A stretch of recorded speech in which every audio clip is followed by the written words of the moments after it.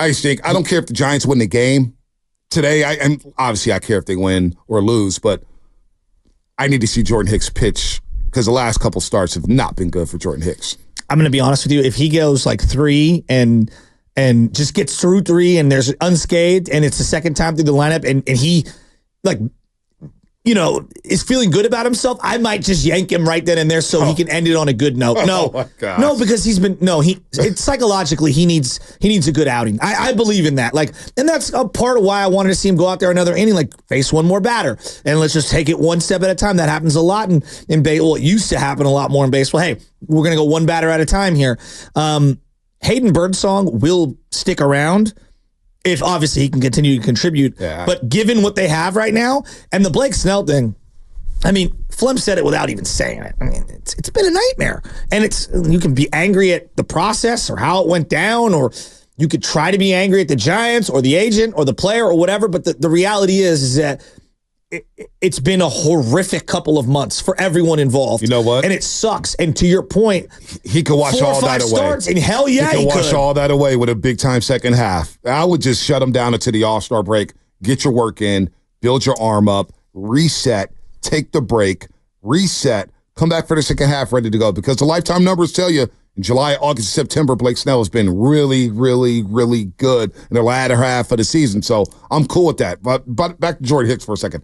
First of all, I need more than 3. I need at least 5. He basically said that they're going to, like he said it in one of the answers, you're going to stop him here soon. Yeah, no, I know. We've seen this coming. This is why I wanted him yanked in that Cubs game after 5. Look, that was actually, in his last 5 starts, that's been his best start. By far. Best start. By far. Because the Yankees, we know what happened here. Judge went home run. Judge went crazy on him.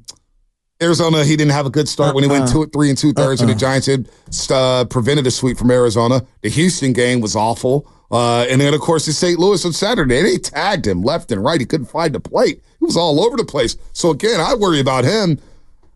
That's why Hayden Birdsong, if he give you something, now I feel really good about shifting Jordan Hicks to the bullpen. Now I got an elite right-handed arm or right arm back there, and he's going to throw 100 back there in that pen.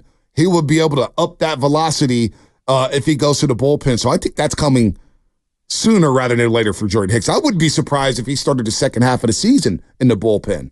That's where we're at here. If Birdsong could be good as a rookie, give you 5 innings to start, which is what Jordan Hicks is giving you and what Kyle Harrison is giving you anyway, I'm cool with letting Jordan Hicks start the second half of the season in the bullpen, knowing that I have Blake Snell and Robbie Ray in a rotation alongside Logan Webb.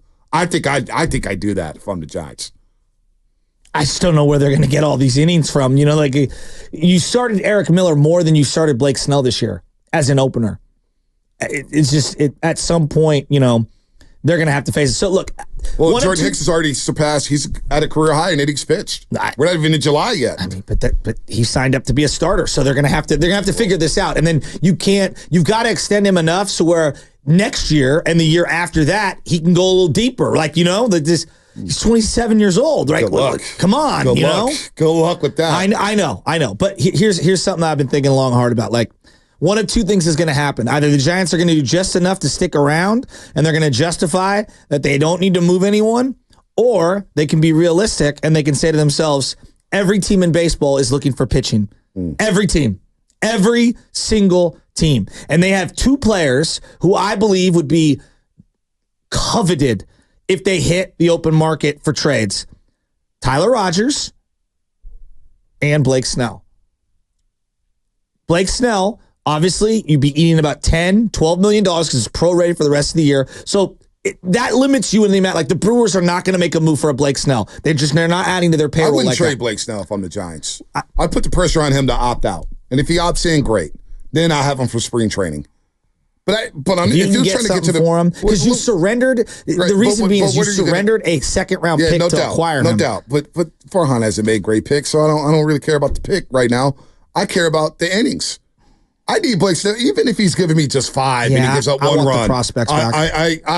I don't know what you're going to get for Blake Snell, knowing that he has an opt-out in his deal. Well, anything's better than nothing. Yeah, I can't give up Blake Snell when I'm looking at we're going openers and back-to-back games. Yeah, but I just don't think again, that's why this is unsustainable. Yeah. And I would sell the pieces. Like right now, Tyler Rogers is very coveted. Look at his outing. He is an all-star caliber reliever. I know you don't want to, not you, but the average fan thinks he stinks. His numbers are incredible. No, people like Tyler Rogers. Right now, you're in the thick of the race. I think it's way too early to think about trades. Now, the trade deadline's coming up next month. I get it. But this stretch, you're coming back from the All-Star game. What if you go 500 over this stretch? You go into the All-Star break, 3 back of the wild card. Then you come out, you're playing Colorado, I think 6 of the first 10 games, maybe 7 of the first 11, if I'm not mistaken. All of a sudden, you get hot here, and you got guys ramping up with Robbie Ray and Blake Snell, and it looks a lot better alongside Logan Webb. Now I got to press the pause button saying, I need Blake Snell. You trade Blake Snell. Now down the stretch, we're counting on Hayden Birdsong in his first year. Well, I want to see Mason Black maybe get another chance to come up. And I want to see. What are we doing? Well, I'm telling you what I'm doing. I'm trying to develop my team so that I know what I have for next year. So you're just punting on the season? No. I want to see the younger players play. I want to see Mason Black. I want to maybe if Carson Wisnant can pick it up here, I would like to see Carson Wisnant Again, there are very few times where you actually have opportunities to make your 40-man better, and I feel like this is one of them where you've got 2 pitching prospects. There are a lot of teams in the mix. You might be able to get something of value for you for either one of those guys. I don't know how now. much value you're going to get for Blake Snell. I don't know that, but you know what? If you start selling, and the fan base sees that, and yeah, sure, we all like the youngsters, right? We love the youngsters. We love watching youngsters. But if you're Farhan Zaidi, can you afford to do that? This is a mandate that needs to come down from ownership. I mean, that's where Farhan's trying to save his job. As much as I don't like Farhan, I know what you're not. But you should care. If you're in the seat and you're Farhan Zaidi and you're trying to keep your job, you're selling off pieces. Yeah, if you're Farhan Zaidi, you have to make the playoffs. You absolutely have to make the playoffs. I think even if they made the 3rd wild card, I think everyone would say that this is not good enough. If they made the 3rd wild card and got to the NLCS, you don't think that's good enough to keep his job? But whatever. Yeah, I hear what you're saying, but they're not. And it's not. Again, it's the same thing with Chase Young in the Super Bowl. You had a great game, great. You had a good month at the end of the year. The 6 years prior and everything that built up into the season. It's just, I'm sorry, it's not good enough. I don't make decisions based off of what happens at the very, very end for a month. I make decisions over the long haul, and I just think over the long haul, I don't think this is sustainable. You can't have one starter, essentially for a month. That's just not good. Which is why I don't want to get rid of Snell. We got one starter right now. He hasn't pitched, but he will be back. Robbie Ray will be back. We're getting closer. We just heard from Flippy. They will be back. And if you get hot now, over this next stretch, teams know what they are. The smart teams know what they like. People keep telling me that we're smart talking about the Giants organization. Let's just start selling right now. Why wait? What? Why wait? Let's just sell right now. Well, I would jump ahead of it because right now you'd get a team that would probably overpay because they're going to get an extra month of that guy. And so let's start selling, and let's see how many fans go to the yard watching these youngsters play. I don't think anyone goes to the yard to watch Tyler Rogers. I'm just being real. They're going to go watch Casey Smith and Mason Black. I mean, I thought yesterday was fun with the kid. I leaned forward and I wanted to watch him. Personally, but I'm also unique. But no, I like watching him too. But I also realized he gave up 6 hits and got rocked a couple times and was struggling to get through innings. That was better than any Blake Snell start. The Cubs are running in outs for crying out loud. Hayden Birdsong's debut was better than every single Blake Snell start. Except for the Yankee start. The Yankee start, he was all right. Blake Snell, gotta give him that. He got hurt. The Yankee start was all right. All right. The Yankee start was better than, come on. I've been down on Blake Snell a lot, but the Yankee start wasn't bad.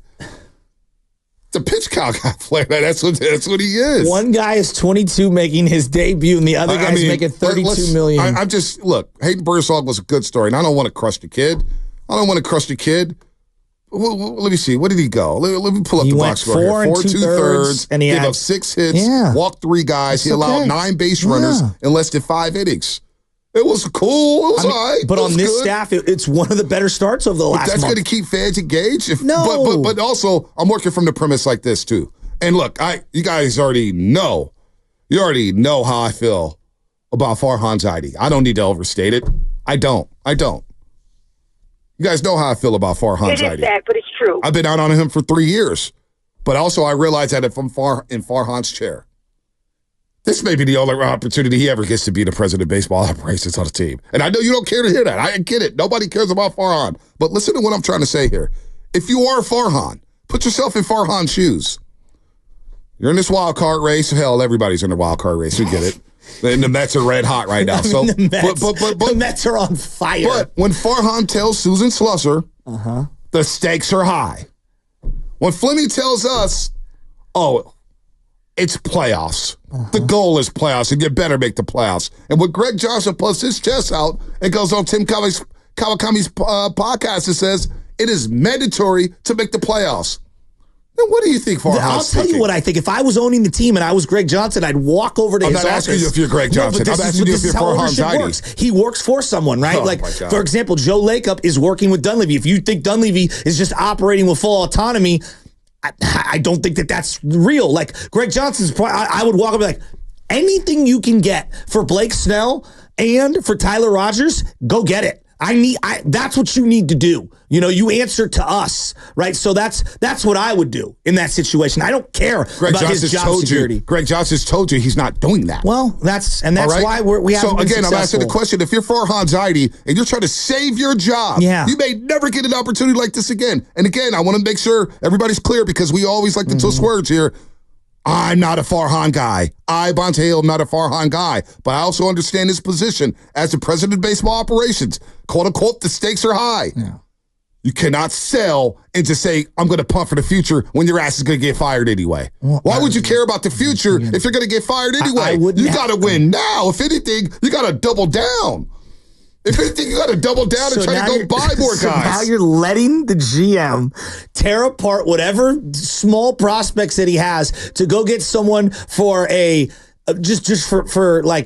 for dressing up to try to compete for the wild card. That is called reckless business operations. Well, it's funny because it sounds like the Warriors are about to make a reckless move. But they have Steph Curry, and that's completely different. But we've been waiting all this time for the Giants to make a move. And the owner's telling you it's mandatory to make the playoffs. And the GM is telling you that the stakes are high. And the play-by-play announcer is telling you, the goal around here is to make the playoffs. It's got to be playoffs. He's had the opportunity, and now I'm taking that opportunity away from you. I'm looking around at the National League, and I'm thoroughly unimpressed. And you have two assets that are very coveted right now, and you can get something back that can help our team big future. And again, even if it's two prospects who never make the team, you do this. This is what the smart teams do. You sell when you have something that other teams want, and you're not in a position to compete. You just have to be realistic. So let's punt in July. It's not even punting. It's called shrewd business. It's not shrewd business by getting prospects who may never even contribute. Yeah, but losing Tyler Rogers in free agency,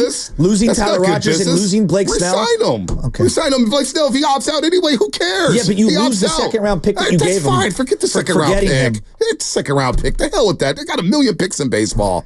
They got 500,000 rounds in the draft. The second-round pick, what second round? They've had first-round picks who just flamed out. Well, I mean, the second-round pick of Gunnar Henderson, he's probably the MVP of the American League right now. Gunnar Henderson. Great. Well, you're asking. I'm just, a second-round pick is Kyle Harrison. How many picks have the Giants had? Kyle Harrison, you told me before the show that Kyle Harrison, that Hurt and Burso looked better than Kyle Harrison does all season. He did. So, I mean. But both of them have looked better than Blake Snell. I'm taking Major League all right. They have. London, you want to get in here?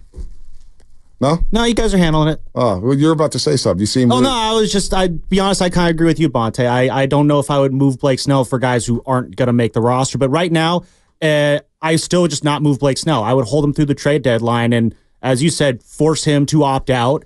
And if he doesn't, and then we'll try again next year. If you're Farhan Zaidi and you're selling off, I feel like you're selling off guys to bring in prospects for your replacement, which even then I would be okay with that. But I don't know if Farhan would be okay with that. You can't operate like that if you're Farhan Zaidi. You can't. You just can't. Do you at least? I know you don't care about Farhan. I don't.